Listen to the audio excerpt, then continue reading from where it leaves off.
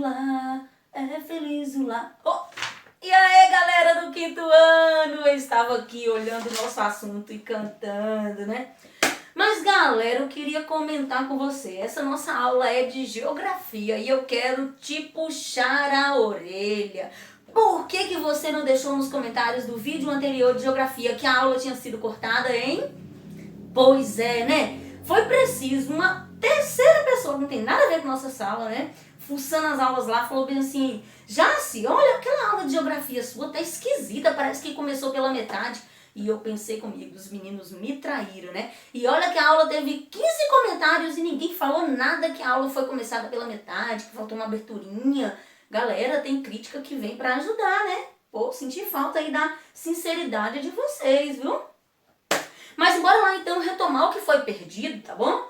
O que foi repassado na aula passada, nós estamos aqui relembrando a aula de geografia. Essa é uma correção da tarefa, página 101. Aproveito antes que eu retomo o conteúdo, pegue o seu lápis ou grafite, pegue o seu piloto, brincadeira, hein? Marcador, porque nós vamos marcar, grifar algumas partes importantes.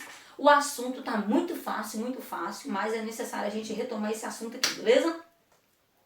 Na aula anterior, que não foi mostrada para vocês, eu mostrei uma foto da minha família.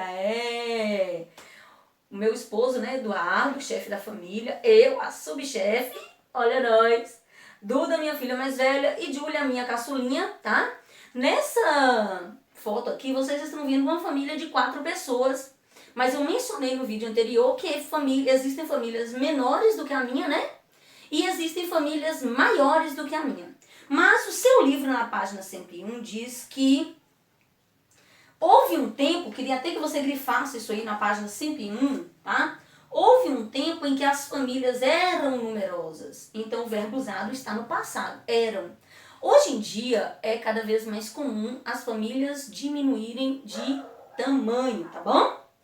E aí, logo mais embaixo, já faz um comentáriozinho que diz assim, ó, com o passar dos anos, a história das famílias foi mudando. Acabei de falar isso aqui, né? Então, aí eu tava mostrando aqui a foto da minha família, né, de 4 pessoas, mas eu vou fazer uma retomada aqui da minha família, do histórico da minha família. Por exemplo, essa aqui é a minha filha Duda, ela teve a oportunidade de conviver com seus bisavós, tá? Ó, essa aqui, deixa eu chegar perto aí, essa aqui é a bisavó paterna, o nome dela era Maria. Esse aqui era o bisavô paterno, o nome dele era Antônio. Já faleceram, né? Em memória. Essa aqui é a avó de Duda, a avó paterna, né? Que nós chamamos de Beth, avó de Duda. E essa aqui é a minha mãe, né? A avó materna de Duda, que eu chamo de Eunice, tá? Então, com o passar dos anos, vocês grifaram aí, a história das famílias foi mudando. Viu que nas fotos que eu mostrei pra você aqui, Duda teve a oportunidade de conviver com os bisavós? Pois é, eles faleceram tem pouco tempo e ela conheceu eles. Quando eles faleceram, ela já era muito grande e tem memória deles, né? A pequena minha, a Julie, conviveu com todos os bisavós. Mas faleceram quando ela ainda era bebezinha, então ela não conviveu tanto com eles. Mas a minha avó, que era bisavó de Duda, que eu não mostrei a foto, ela teve 6 filhos.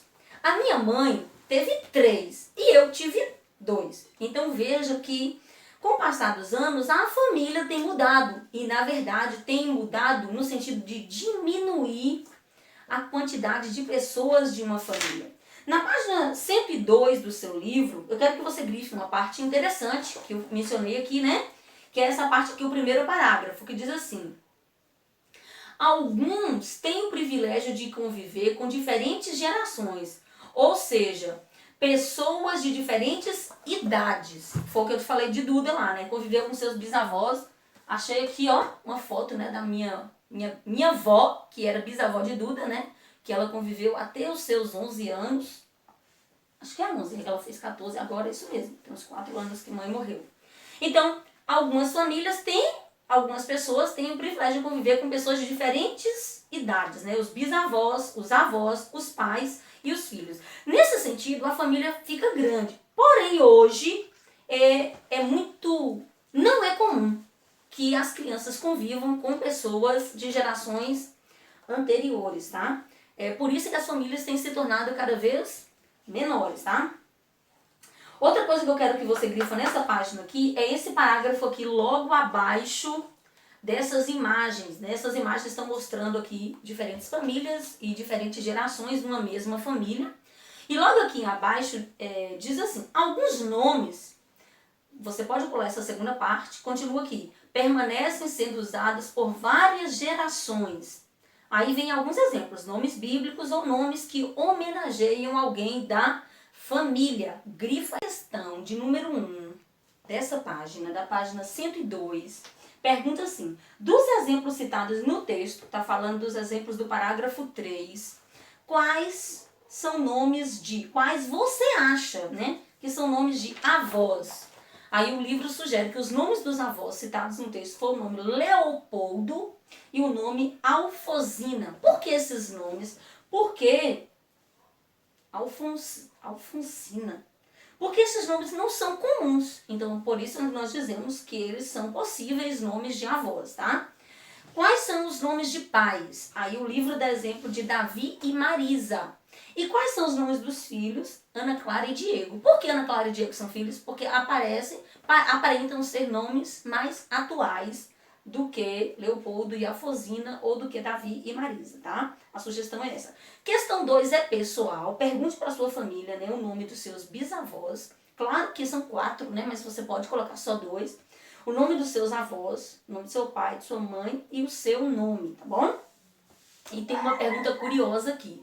Você ficaria feliz se recebesse o nome do seu bisavô ou bisavó? Você pode deixar no comentário para mim se você ficaria feliz? E coloca também o nome do seu bisavô, da sua bisavó. Claro que você não é obrigado a fazer isso, tá? Mas é uma pergunta interessante. Eu achei interessante. Fiquei pensando, né, se fosse eu, se eu ia querer receber o nome dos meus bisavós e bisavós. Bom, no vídeo anterior que foi cortado, eu disse que o IBGE, né, teve a curiosidade de pesquisar quais são os nomes mais comuns usados no Brasil. E aí, no censo de 2010, diz que o nome feminino mais comum era Maria e o nome masculino mais comum era José. E na pergunta de número 3 do seu livro, na página 103, pergunta 3, pergunta assim, desses nomes citados aqui, na pesquisa do IBGE, quais existem em sua sala de aula? Os nomes femininos na nossa sala de aula que saiu aqui na pesquisa foi o nome de Maria, o nome de Ana e o nome de Fernanda. Inclusive, Maria Fernanda, né? Só ela pegou 2 nomes que saiu aí na pesquisa. Maria Fernanda e Ana, que é de Ana Clara. Beijo, meninas. Tá? E os nomes masculinos que saiu na pesquisa, que estão presentes em nossa sala de aula. É o nome de João, tá? De João Pedro, que é só João. O nome de Pedro, porque tem João Pedro, também tem Pedro Felipe, Pedro Argolo. Então, o nome de Pedro são os nomes masculinos que saiu na pesquisa, que são comuns em nossa sala de aula, tá bom? Na questão de número 4, é pessoal, qual o nome mais incomum que você conhece? Tô com uma curiosidade para saber qual é o nome mais incomum que você conhece. Por exemplo, né, a minha filha caçula, chamada Julie, eu não conheço ninguém com o nome dela, tá? Aí vocês podem falar, é a boneca Jolie. Não, não é Jolie, é Julie. Não, eu não conheço ninguém com esse nome, então para mim é um nome incomum. Mas e para você? Qual é o nome incomum que de repente você só conhece uma pessoa com esse nome? Deixa nos comentários também, se não for perturbar muito seu juízo, mas também escreva aqui na questão de número 4, tá bom? Outra questão que eu achei interessante foi a 5, é pessoal, não precisa escrever. Você gosta do seu nome? Por que você gosta do seu nome? Ou por que você não gosta? E aí eu queria que você, mais uma vez, grifasse no seu livro, nesse quadro rosa? Acho que é rosa esse quadro, sei lá que cor é essa. Grifa aí, ó. Mesmo que várias pessoas tenham o mesmo nome, cada indivíduo é diferente, único e especial. Por isso deve ser respeitado. Frase extremamente sábia, da grife. Outra coisa interessante que você vai grifar, tá já aqui, acabando a segunda frase, que diz assim, ó, nunca ria de alguém ou use apelidos depreciativos, né? Por causa do nome, tá? Grifa de novo. O nome de uma pessoa identifica quem ela é diante dos outros. Então, nome é coisa séria. Não brinque com o nome dos seus amigos e nem com o nome de ninguém que você conheça, tá bom? Na página 104 é quase tudo pessoal. Mas vamos lá. O título é Famílias Numerosas ou Pequenas, né? O que nós estamos discutindo, sua família é grande ou pequena. Faça uma pesquisa em sua família e diga quantos filhos tiveram seu bisavô paterno, seus bisavós maternos, né? Quantos filhos tiveram seus avós paternos, seus avós maternos, quantos filhos teve sua mãe. Você vai fazer um apanhado geral com a sua família. Eu me lembro muito bem que a gente já discutiu sobre isso na nossa sala de aula. E aí vai entrar a letra D, né? Questão 6, letra D aqui. Considerando a época de seus bisavós, avós e da sua mãe, o número de filhos tem diminuído ou aumentado.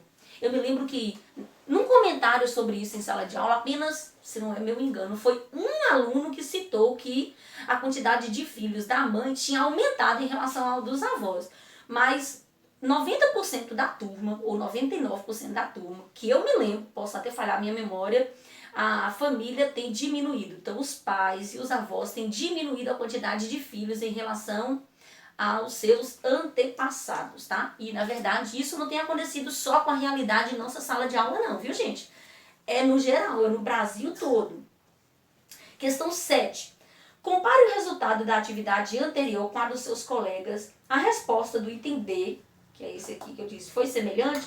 Ou seja, a maioria de vocês vai colocar que o número de filhos tem diminuído em relação aos avós ou tataravós.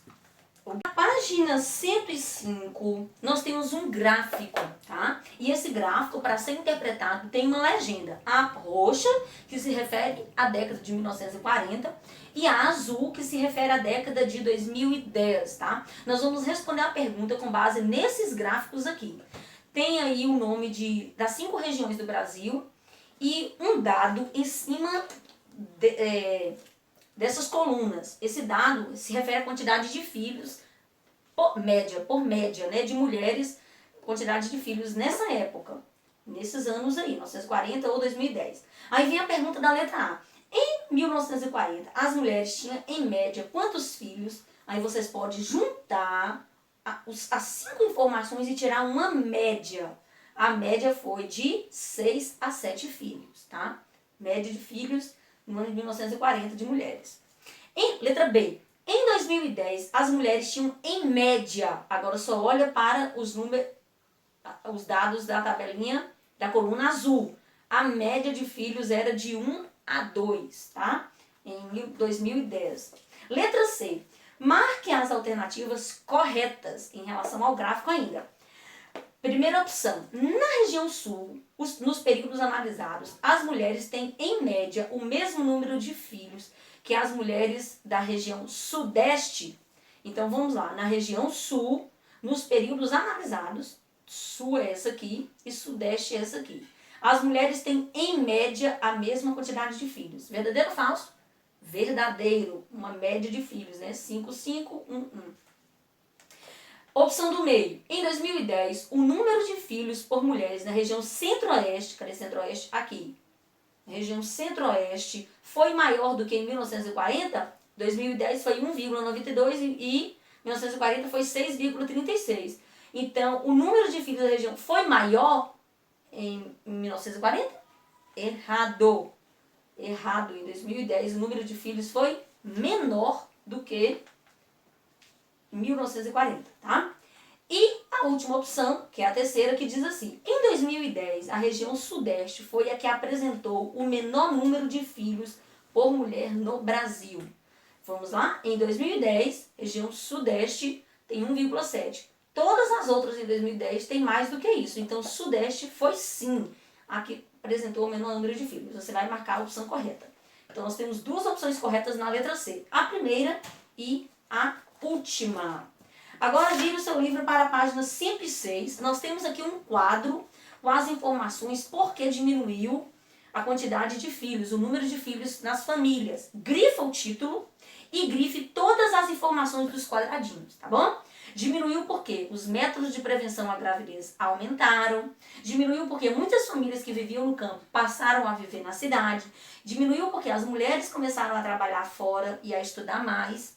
Diminuiu porque o custo de um filho na cidade ficou ainda maior do que no campo. A questão 9 é pessoal. Aqui pede para você perguntar para alguém da sua família, né? Sobre os fatores, quais desses fatores indicados aqui no texto foi usado ou justifica o fato da sua família ter diminuído a quantidade de filhos, por exemplo. Tá? É pessoal. Aí tem uma pergunta até capciosa aí, ó. Pergunte a seus pais se eles pretendem ter mais filhos. Interessante essa pergunta aí. Se fosse aqui em casa eu ia dizer que não, mas aí na sua eu não sei. Questão 11. Que motivos justificaram a resposta do seu pai aqui na 10? Né? Por que eles disseram que reduziu a quantidade de filhos? É uma repetência na 9 e na 11. Na questão 107, a pessoal vai falar sobre as despesas, né? Que um pai tem com o filho. Não sei quanto é que seu pai gasta com você, mas aqui tem uma tabela. É claro que ele vai fazer uma estimativa de valores, não dá para calcular, né? Os filhos não tem preço, né? Mas um valor médio de quanto ele gasta, seu pai gasta com você, tá bom? Aí vem a 13, de acordo com os resultados preenchidos aqui, responde: os gastos mensais com os filhos são baixos ou altos? Aí na sua casa eu não sei, mas aqui na minha são altos, tá? Como seria a vida da família se seus pais tivessem mais 4 ou 5 filhos com gastos semelhantes aos seus? A gente estaria lascado, viu, galera? E para finalizar, pinte tudo que está sugerido nesse quadradinho amarelo da página 108 e pratique, tá bom? Seja um bom filho. Espero que você tenha gostado da aula. Até mais!